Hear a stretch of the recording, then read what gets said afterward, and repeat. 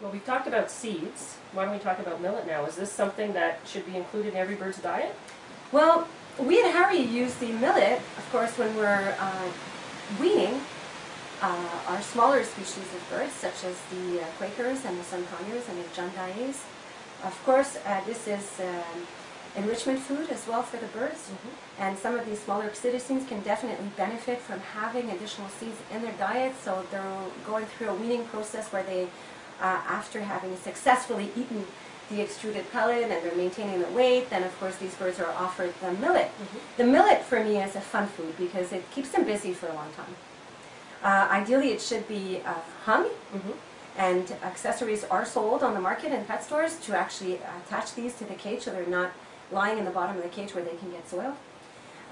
Introducing millet, fresh millet ideally, to your bird's cage periodically will definitely ensure that the birds are comfortable eating it.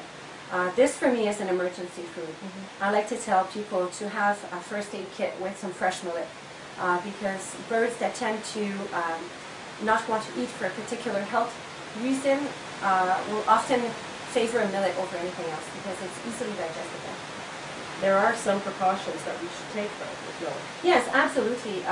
There has been some incidences reported with some of the parrotlet species that don't digest some of the millets that are available on the market. And so this is something that you should explore for your particular species and parrotlet that you have as a companion.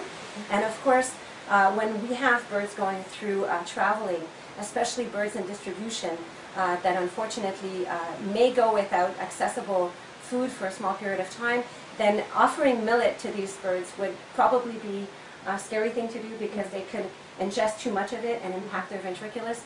So this is a food that must be used with some of these smaller species with a limited caution, of course.